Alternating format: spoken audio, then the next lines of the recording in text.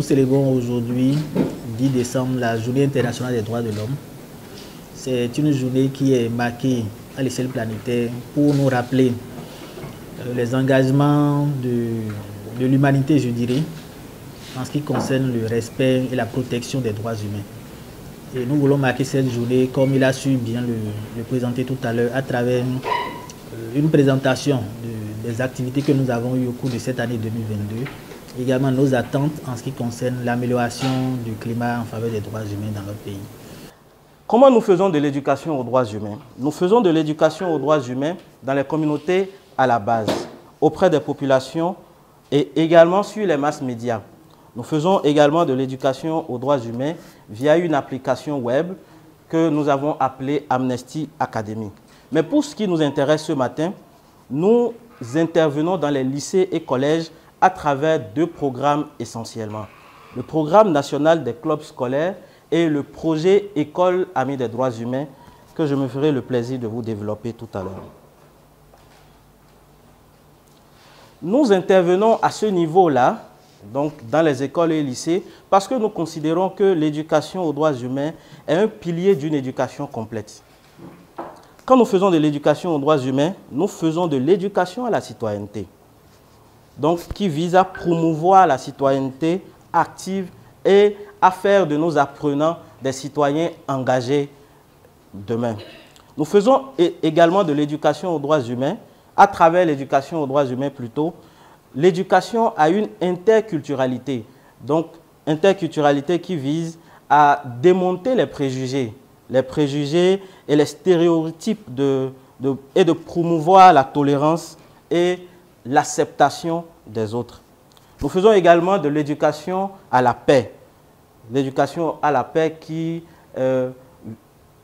invite ou amène ceux avec qui nous travaillons au respect mutuel et également à l'appréhension de la gestion pacifique des conflits. L'éducation aux droits humains. Nous avons entrepris depuis plusieurs années une collaboration avec le Haut-Commissariat des Nations Unies pour les réfugiés sur des questions relatives à la protection des réfugiés et demandeurs d'asile au Bénin. À partir de 2020, nous sommes dit qu'il fallait élargir ce champ d'action que nous avons étendu désormais aux personnes en situation ou à risque d'apatridie. Parce qu'il faut dire qu'au Bénin, nous n'avons pas encore une étude formelle qui nous dise si nous avons des personnes apatrides.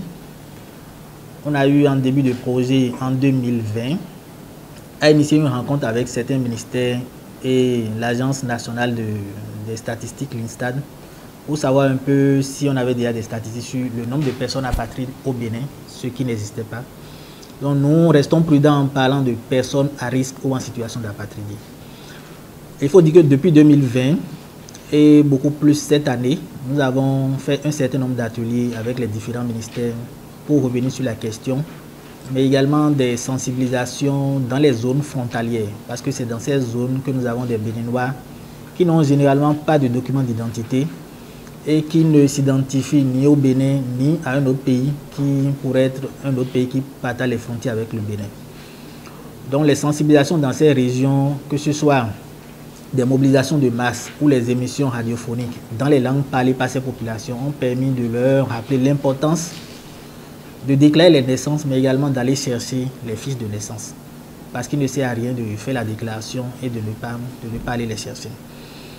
Donc, avec les élus locaux ou les municipalités de ces régions, nous avons organisé ces sensibilisations et avons évalué également des personnes qui ont fait les déclarations, mais qui ne sont pas allées chercher ces fiches-là. En 2021, on a pu distribuer à Ouida et à Karimama 104 actes de naissance. Mais en 2022, nous nous sommes dit, au regard du chiffre qui nous avait été communiqué, qu'il fallait étendre cette action-là. Mais au regard des moyens qui étaient limités, Amnesty International Bénin a décidé de travailler sur deux communes. La commune de Ouida et la commune de Karimama. Karimama parce que nous avons une forte communauté de personnes qui sont en perpétuel mouvement, qui vont au Niger, qui reviennent au Bénin, qui amènent les bœufs, ainsi de suite, mais qui n'ont pas de documents d'identité. Nous avons vu des personnes à 62 ans, 65 ans qui n'avaient pas de documents d'identité. malgré la présence des collègues de l'Agence nationale d'identification des personnes dans ces localités-là. Donc nous sommes entendus avec la mairie de Karimama et celle de Ouidah pour qu'on puisse déplacer des secrétaires d'arrondissement de leur bureau vers ces communautés. Parce que le problème qui avait été identifié était que les populations devaient faire une longue distance avant d'aller chercher leurs documents d'identité. Donc elles se disent, s'il faut payer, s'il faut dépenser 10 000 francs de leur village pour venir à Karimama sans retirer ces actes de naissance, ce n'était pas la peine pour eux. Donc nous avons trouvé l'astuce de déplacer ces secrétaires d'arrondissement vers ces localités-là pour que en 5 jours, dans chaque village, on puisse distribuer les actes de naissance. Donc, en amont, il y a une communication locale à travers les crieurs publics pour annoncer aux populations que tel jour, on va procéder à la distribution des actes de naissance sur 5 jours dans chaque village.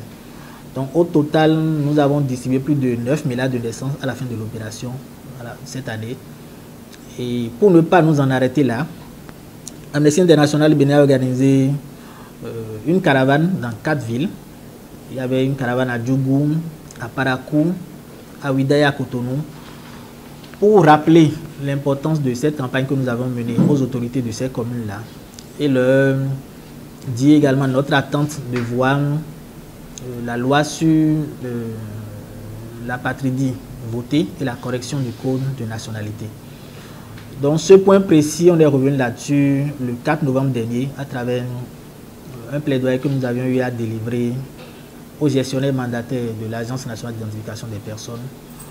On pourrait dire fort heureusement notre campagne a abouti parce qu'après ces différentes caravanes, nous ne nous sommes pas arrêtés. On a continué une action médiatique à travers des visuels sur nos canaux digitaux pour rappeler aux honorables députés également de prendre à bras le corps le vote de cette loi qui a été transmise au Parlement depuis 2021, je dirais le 17 février 2021. Et ensuite, retoucher le code de nationalité pour permettre aux femmes qui se retrouvent parfois dans certaines difficultés à pouvoir donner leur nom à leurs enfants. Et je disais, fort heureusement, on a eu le vote de ces 2 lois récemment. Le premier a eu lieu et je pense une semaine après, on a eu le second vote également qui est intervenu en pleine campagne de 16 jours d'activisme contre les violences faites aux femmes. Donc on dirait que c'est un cadeau ou un gâteau que les honorables députés ont offert aux femmes. Et nous, on s'en réjouit. On ne s'attribue pas totalement la paternité de cette victoire, mais nous sommes réjouis quand même du vote de ces lois, quitte à ce qu'elles soient promulguées pour qu'on puisse voir le contenu également et voir s'il y a des choses que nous pouvons toujours demander à corriger.